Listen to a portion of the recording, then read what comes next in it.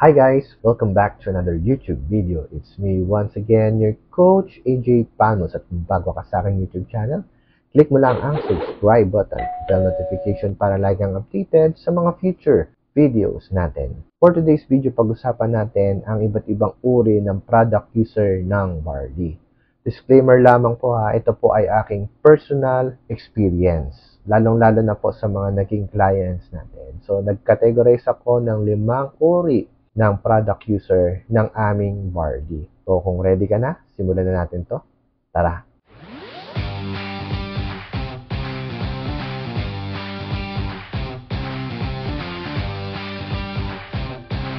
Limang uri ng product user based sa aking personal experience.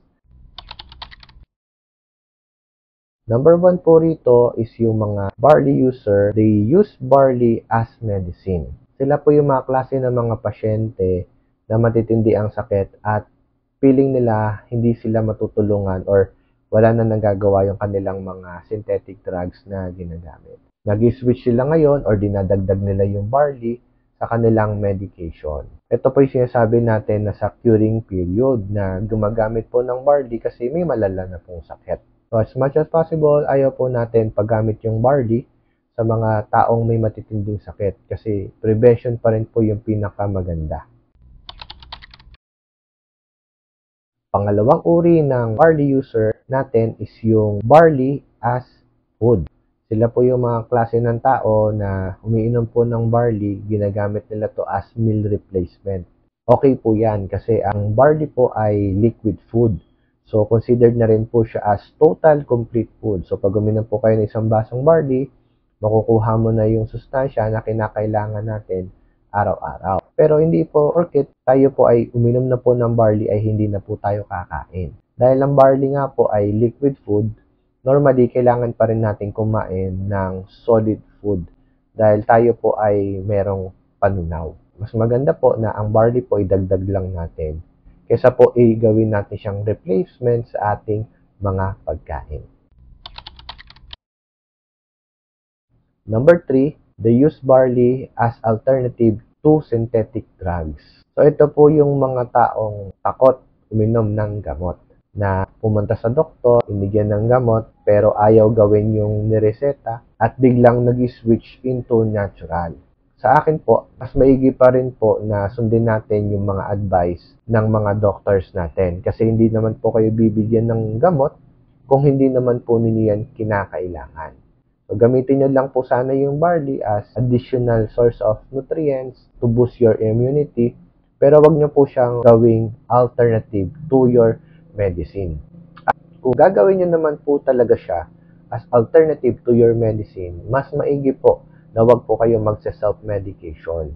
Dahil yan po yung isa sa mga malaking pagkakamali, lalo na ng mga clients na may mga karamdaman. Kung gusto nyo pong gumamit ng barley at i-switch na po kayo into a natural, better po na makipag-coordinate po kayo sa trusted coach para po kayo ay magabayan.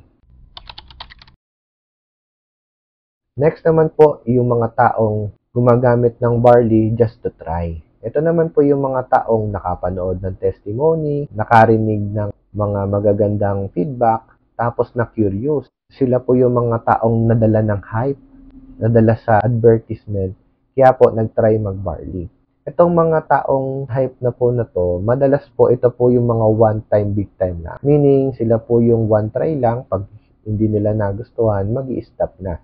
It's because parang nadala lang sila dun sa trend na, ay, ang daming gumagamit ng barley. Gusto ko yan i-try. So, itong mga to, hindi po ito madalas nagtatagal. Unless, meron na rin po silang health problem.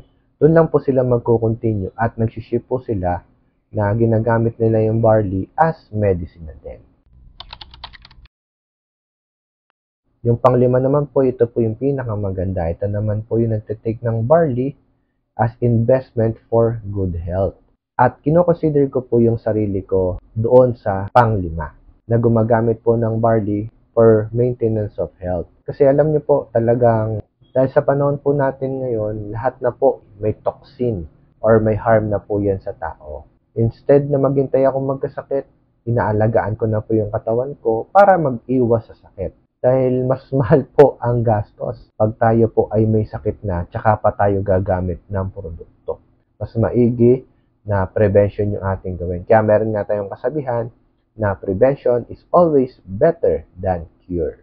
Yung result po ng paggamit natin ng barley is nakadepende pa rin po yan sa ating mindset. Ano ba yung gusto mong marating or gusto mong ma-achieve?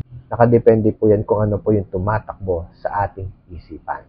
Best pa rin po na magpa-consult po kayo sa mga trusted coach na nakakaalam para meron po kayong gabay mula sa kanila. Pangalawa, mag-undergo po kayo ng program. Kung ano po yung isasuggest nila or i-recommend namin sa inyo, yun po yung maganda at best para sa inyo.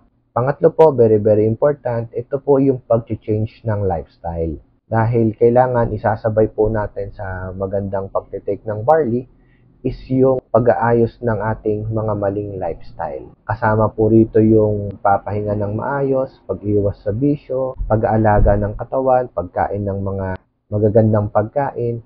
So kasama po talaga ito sa inaayos natin habang tayo po ay gumagamit ng barley. And last but not the least, yung binanggit ko po kanina, prevention is always better than cure. Hindi po ninyo kailangan magkasakit bago mag-take ng barley. Dapat habang wala po tayong sakit, nagtitake na po tayo ng barley. Gawin po natin yung part ng ating healthy and good lifestyle. Partners, sa mga nabanggit kong 5 uri ng product user ng barley, saan po kaya kayo dyan? Comment below mo naman para basahin po natin. Thank you so much for watching. Don't forget to like, comment, subscribe, and share this video to your friends and loved ones. Maraming salamat po sa inyong lahat. Once again, my name is Coach AJ Palmos and see us again on our next video. To God be the glory. Bye-bye.